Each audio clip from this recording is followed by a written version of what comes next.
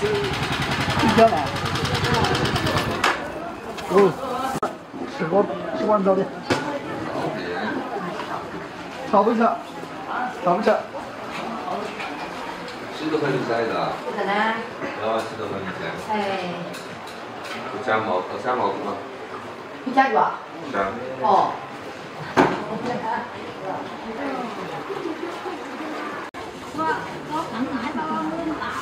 1块8哈。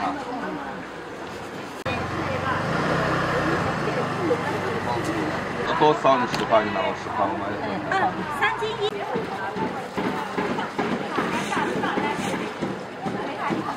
他叫油不要油，100油。有3层啊。看看。这3种哈。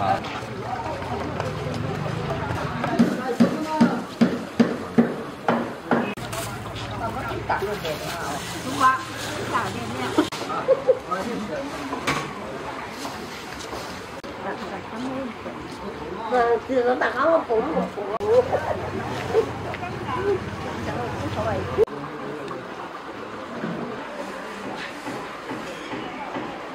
小大爷那个一口，小大爷啊？大锅了上，谁来了？看今天在微博，看。要大锅了没？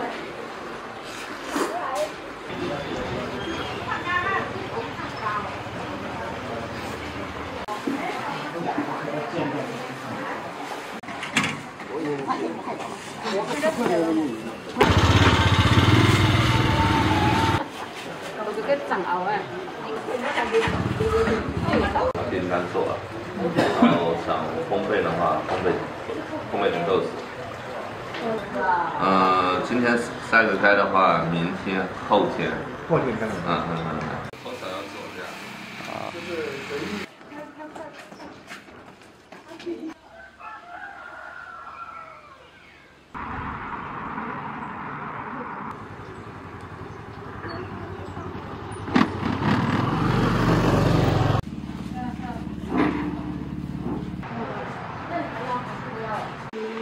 喝咖啡的时间，喝完咖啡我们就安排一下一天的工作，然后我们就开始干活。就稍微开久一点。先做这个。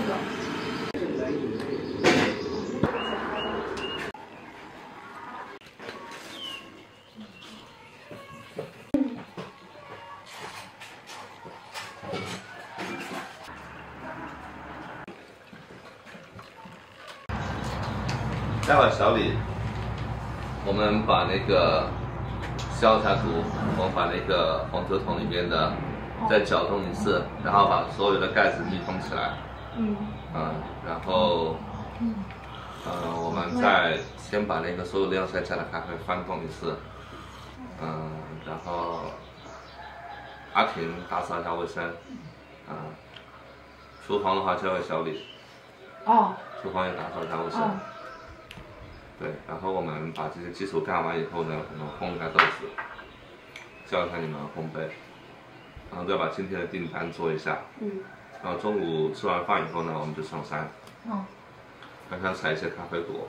今天就暂时这么安排，有什么大家在群里面沟通也可以，反馈给我也可以。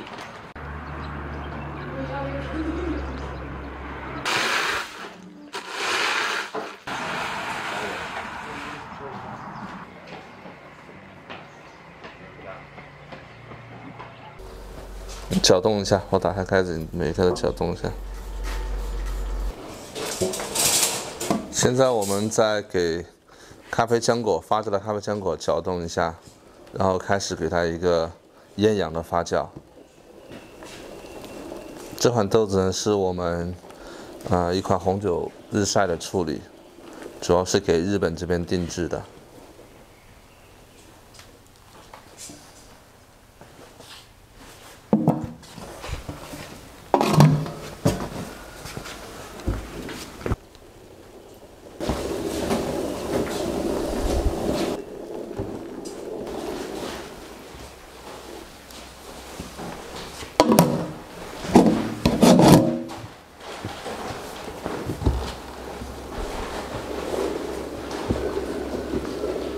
而且你看果子的成熟度、发酵不一样，所以结果就不一样。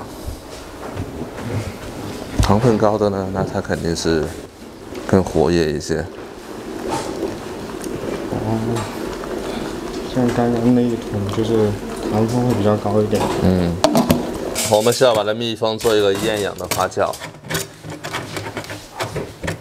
之前是需要有氧，现在是厌氧。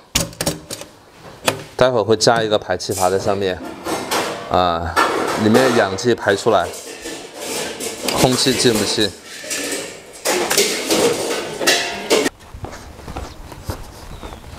就是我们有不同的工艺，我们有厌氧水洗啊、厌氧日晒啊、红酒日晒啊，还有蜜处理啊、传统水洗啊、传统日晒。就是产季的话，是每年的1月份到4月底都会做各种处理。因为这个订单是日本的，所以这个就给他们做了这个红酒日晒。整个工艺流程是他们要求的。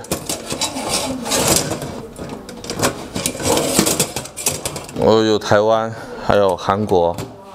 台湾的话，我们做蜜处理比较多，因为我们做蜜处理的工艺就是跟台湾的老师学的，我们所有的设备啊都是从台湾进的。我们最开始14年做了一批蜜处理，然后出口台湾。我们从台湾那边邀请了技术人员过来我们这边，待了1个多月，住在我家，然后教我们做一些初加工。那时候就做了5吨的蜜处理，第一次出口台湾。韩国的话比较喜欢水洗和日晒，韩国我们也做一点。那你们直接出口是针对咖啡馆呢，还是一个当地的公司？当地的公司，韩国的是烘焙厂，台湾是我们那边有合作的老师，有一个在那边做销售的。日本的话是直接它有烘焙，有咖啡厅。我们是这边种咖啡比较早，1952年就引进咖啡种植了。后来80年代我们家开始种咖啡，我们村子开始种。当时我们全是种阿拉比卡的母种，就是铁皮卡波旁，没有新的品种。那当时唯一的处理方法就是日晒，采下来的那个咖啡浆果呢，只在太阳底下晒。然后收购商会来买了以后，他们去脱壳，然后做成咖啡生豆出口。那时候我们没有脱壳机的，没有脱壳技术。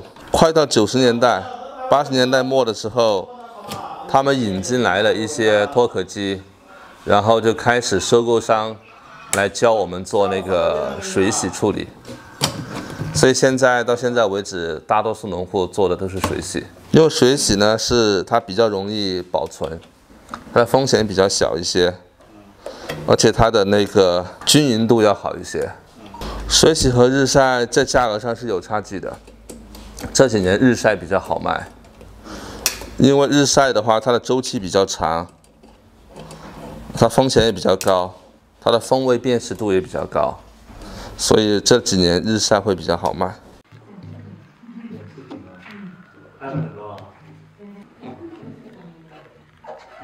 厌氧发酵呢，就是通过一个无氧或少氧的环境，把里面的氧气排出来，然后在里面进行发酵。在发酵的过程里面会产生很多二氧化碳。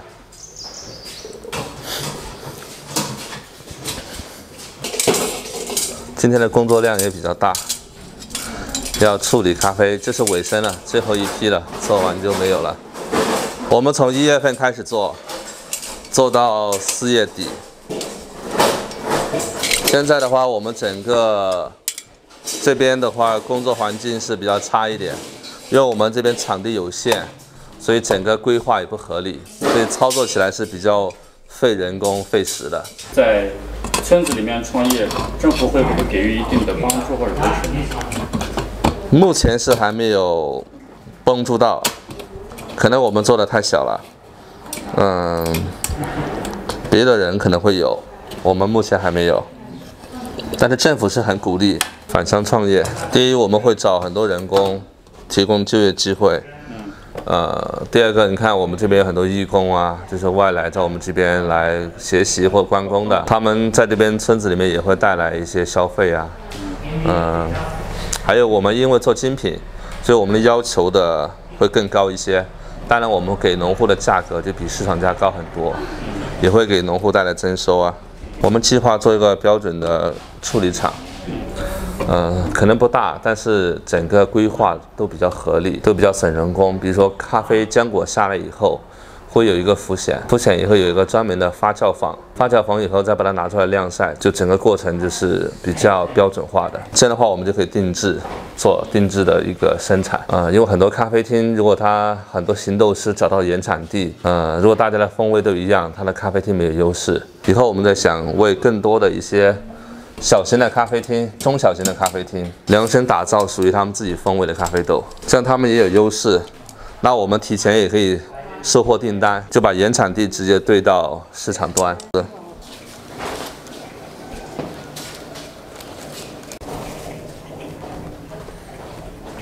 阿婷，你们挑一下咖啡豆啊。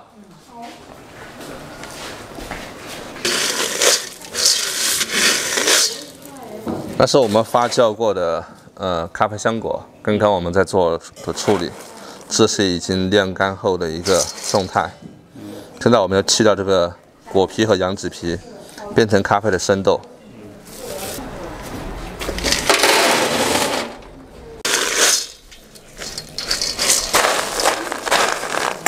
这日晒秘书里在那里啊？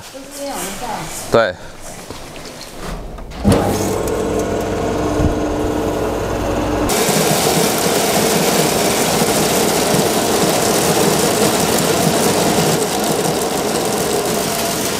一般拖2遍、3遍。第一遍是让这个果变得松开，第二遍是这样，再来一遍。我们通过机器筛选，它还是会有一些不一样的，比如说这样的颜色不一样的，或者是发酵过度的。或者是有一些破损以后被感染的鸡血豆之类的，就需要人工把它挑出来。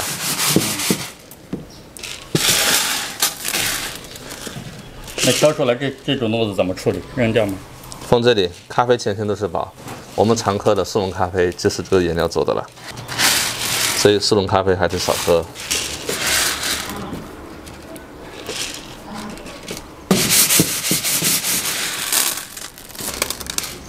咖啡豆里面，它每棵树都会有这种圆的，还有它里面有2颗种子，这样的。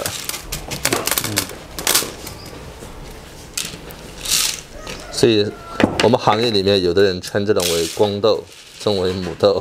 原豆呢，你单独分出来，它的价格会比较高。因为它密度更紧实，风味更加的丰富和饱满。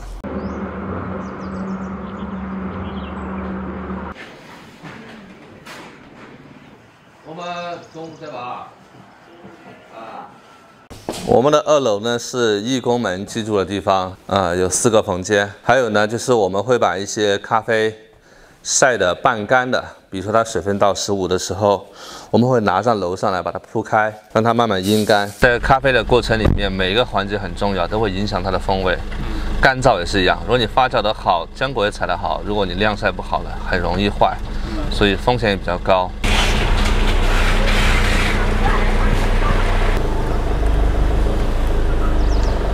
就主要这下个衣那个啊，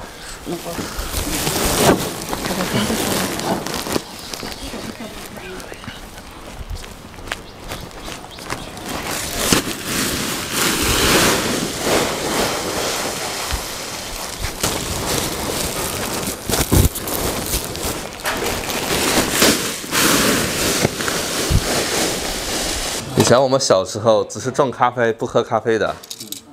从小我们就在咖啡地里面长大的了，周末都得要去咖啡园里面采咖啡。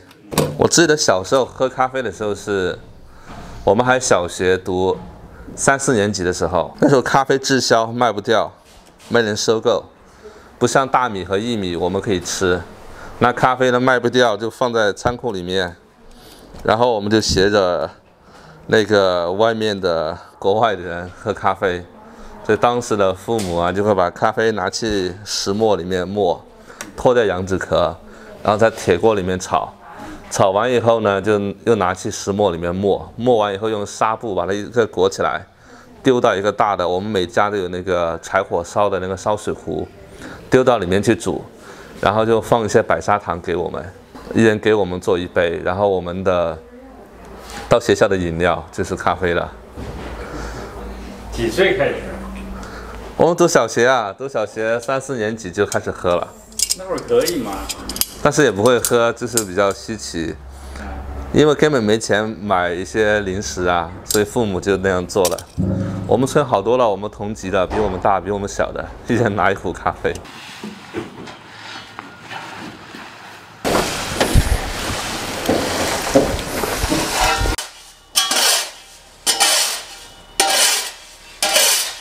以前我爸那一代人只是种植不喝，所以你根本不知道你的咖啡是什么样的味道。他们一辈子没喝过咖啡。城里面咖啡一杯的话30、40块钱，可以在我们这边买，那个时候可以买几公斤生豆了。谁舍得喝一杯咖啡而已？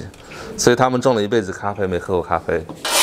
小的时候，假期的话就是跟着爸妈在田里面采咖啡。采完咖啡呢，就是我还有一个哥哥，他大我2岁，我们都会放完学有空的时候，到咖啡园里面去捡那个掉下来的那个种子，那个积攒起来，然后去卖钱，卖那个零花钱，啊，想不到还回来种咖啡啊，又接着把我苦，比以前还苦，现在种的多嘛，以前我们家才几十亩地嘛，现在我租了好几百亩地了。所以就还是种咖啡啊。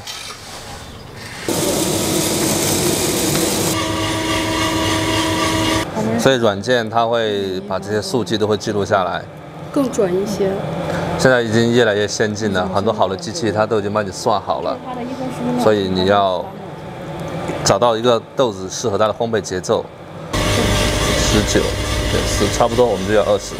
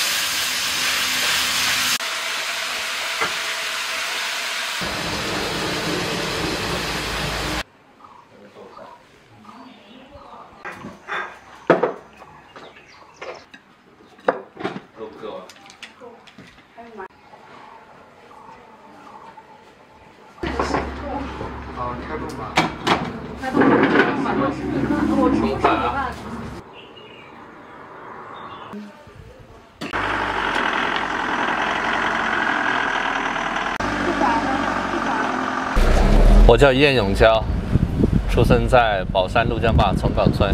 现在我在从事咖啡的种植、初加工还有销售，主要在经营着自己的一个咖啡中园。这2年农户种咖啡还是赚钱的。我们种植成本大概普通的卡蒂姆1公斤17.5块，这最低的了，还不算我们人工。加一加人工的话，我估计种植成本在20块左右。那现在市场行情的话，现在期货的价格是30块左右，这还是有利润。15年、16年、17年、18年，价格的话，每公斤期货的价格在12块、13块，所以那时候咖农种咖啡每公斤赔5块钱，还不算人工成本。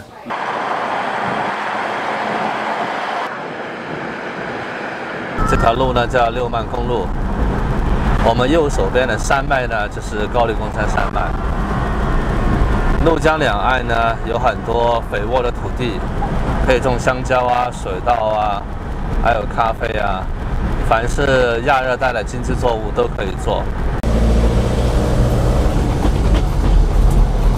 这边的海拔大概700多到800，昼夜温差还是比较大，日照的时间还是比较久，所以特别适合种一些水果啊、蔬菜啊。我们这边江两岸种了很多的蔬菜，就是南菜北调。冬天的话种很多豆角啊、西红柿啊、黄瓜啊，我们北方拉过去卖。当然还有小粒咖啡，只是现在小粒咖啡追求品质，越来越多的小粒咖啡在怒江两岸800米的地方没有了，都已经到山里面海拔1200到1700的地方才有种植了。因为1200到1700种出来的咖啡豆呢，品质更高，价格更好，更加的好卖，经济效益更好一些。1200以下呢，它适合种很多的蔬菜啊、水果啊，这样的话它的收益会更快一些，老百姓更愿意种一些蔬菜和水果。以前你能看到的这些路边全都是咖啡树，随着15年、16年、17年、18年连续几年的那个咖啡价格低谷，然后就很多老百姓康农就把咖啡树砍了，换成别的经济作物了。现在低海拔的种水果比较多，有芒果啊、荔枝啊、桂圆啊，还有一些蔬菜。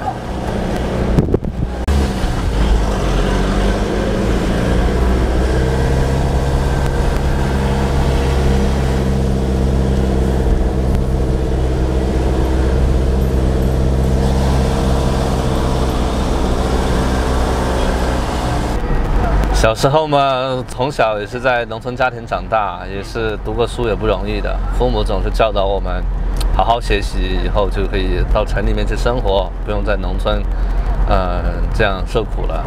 我们也是受到这样教育。那好不容易呢，到城里有机会可以在城里站得住脚，可以在城里生活。我在昆明待了6年，在昆明主要卖一些土特产、野生蜂蜜。之类的，我之前从事的是基线职业，在悬崖上采那个野蜜，主要卖给一些城里人，包括一些韩国的客人，他们比较喜欢。所以我现在也在做蜂蜜。我在昆明开店以后呢，我的客户群其实是很稳定的。我每年只是花几个月的时间采蜜，其他时间都会比较有空，比较闲。作为年轻人，大多数的年轻人应该都会有那种咖啡之梦吧，喜欢那种慢生活的节奏，喝咖啡，或者是开个咖啡厅之类的。我也一样，很喜欢咖啡，对咖啡是情有独钟啊。因为从小就在农村咖啡地里面长大，以前没喝过咖啡，喝的都是自己用柴火炒那种，记忆还是深刻的。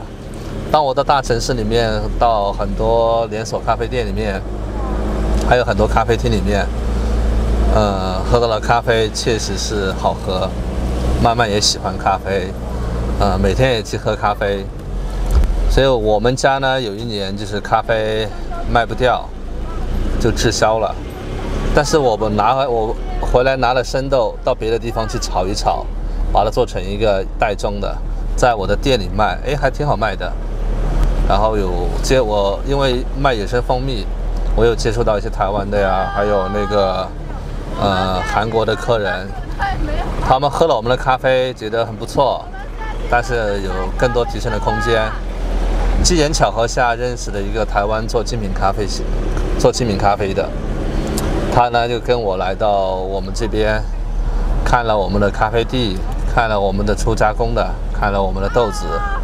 他们就觉得有很大的空间可以提升，所以我想来想去，我的客户源其实也很稳定的。我在昆明和我在农村，影响不是很大。我觉得咖啡是挺有未来，前景挺好的，所以那个时候我就决定，从城里返回农村，好好的把这个咖啡做起来。到14年呢，我就把店面那些转出去了。然后我先回来了1年，然后就是来回跑的，然后15年呢是把整个家都搬下来了，就回到老家，回到农村，开始学着做精品咖啡，从种植开始到初加工到烘焙，每个环节呢自己都要去学习，去深耕，所以一转眼一做，现在10年了。很多基本条件是固定的，那我为了种出更卓越的咖啡呢，我就找了整个怒江流域，找了更适合的地方，能出好咖啡的地方。就今天我们要去这里呢，是一个特别的地方。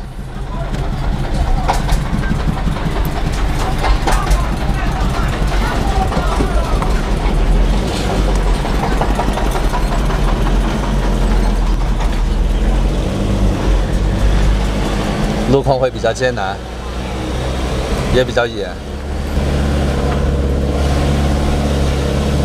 我看你这个车是专门应该是为走这个山路。对，没错。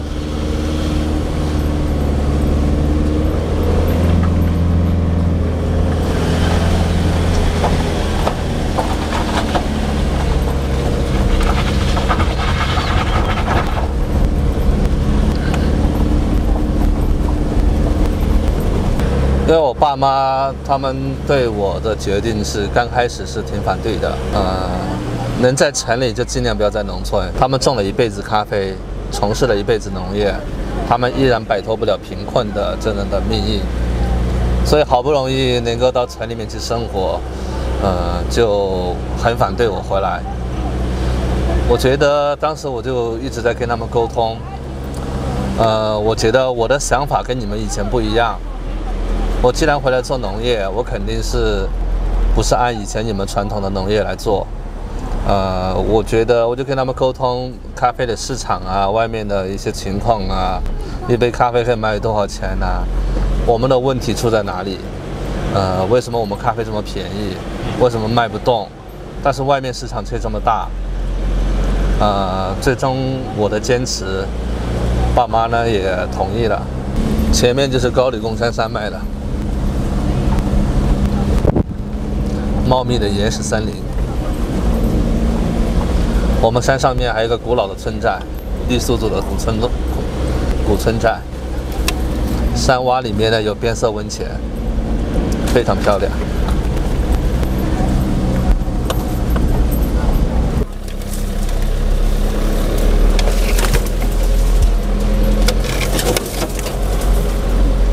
种植海拔需要高。因为海拔高的话，昼夜温差就比较大，然后它豆子的密度就比较坚硬，风味才会好。那我们怒江巴的海拔一高呢，就交通设施就落后，路就很难走，所以还是种点咖啡也是比较艰难的，也比较危险。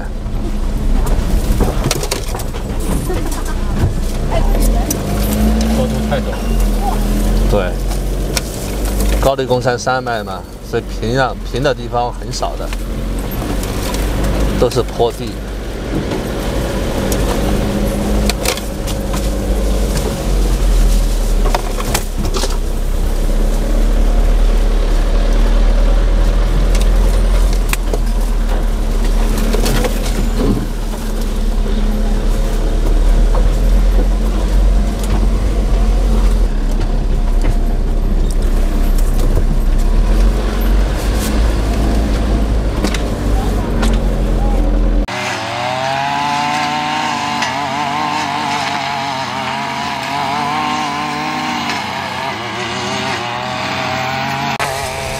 看一下这边海拔1500多，我后面呢就是原始森林，然后这边的昼夜温差比较大，这边是东边，这边是东北边，所以它的日照时间大概每天在5个小时左右，是非常适合种精品咖啡的地方。而且它土壤呢是那种黑沙土，比较疏松，比较透气，因为我们都用有机肥，然后不用除草剂，所以说杂草长得特别快，每年要到3到4次除草，每次都挺快。对。我们实在是第1年、第2年草除不过来，所以我们就买了防草布，先把它铺上一铺。等咖啡树大一点，草长得慢一点的时候，我们再把它拿掉，再把这个草做成有机肥，来给这个咖啡施肥。这2天呢，先把草除完，我们就开始要施肥了。下面是我舅妈家，她家养了100多只羊。那些羊粪，我全部呢发酵以后来给它施肥。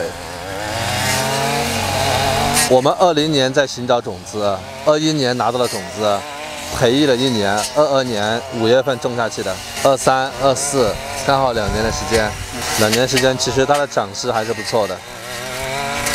这块地呢以前是块荒地，这里没有种过任何的庄稼，下面有一点呢种过点薏米，这些都是一些荒废了20多年的地。我把它流转过来呢，我就开始整地，然后把一些陡峭的地方做成平台。你看那些很多樱桃树，那些是以前它本身的一个这边的一个原来的树木，我让它们不要挖留着，我让它打造成一个生态的一个有机的咖啡庄园。下面一点，别的地方都踩过了。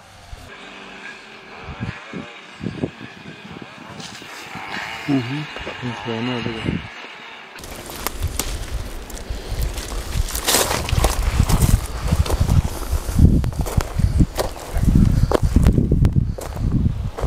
它本来是明年才会结的，你看很多都开花了，今年只会零散的有几个。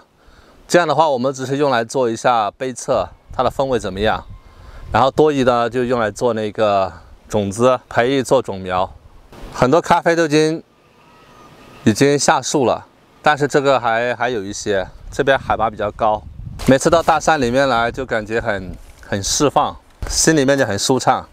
下面这是你亲戚家吧？对。我舅舅家在山里面放羊，刚好嘞，羊粪呢我可以用来做有机肥。明年刚好它落地第3年，从培育种到落地的话4年了，从我们整地啊去找种啊5年了。那就不上一油了。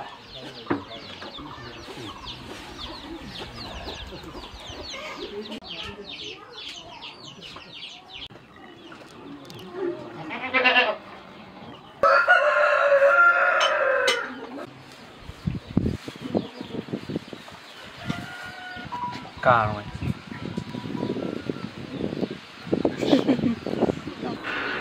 他们每天到山里面高黎公山去放羊，放羊回来呢，就做饭吃。山里会经常找些野菜，找些药材，所以生活过得很简单。但是本来的生活以前的就这样。其实很多时候人不需要太多，不需要太多东西。现在人节奏太快了，然后接触的东西有太多了，太乱了，生活也是很复杂。每天手机啊，刷手机啊，都离不开手机了。这里信号很差了，没有网络的，生活就很纯粹，每天放羊，做饭吃，是这样子。日出而作，日落而归呀，没有什么太多烦恼的事情。蒙柳村，河坝子，对。这是我妈妈的妹妹，那是我妈的弟弟，在山里放羊的是我妈妈的哥哥。啊，莹莹，我们下课了，来讲晚啊。我哥哥的2个姐也家在这边，所以这个村子一半的是亲戚。我们小时候在这边长大，经常我外公带着我们到山里面去放牛，到河里面去抓鱼。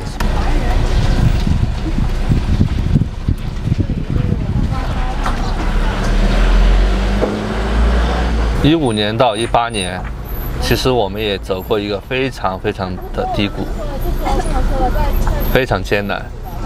我们整个行业里面做咖啡企业的，一大半都已经倒下了，破产了。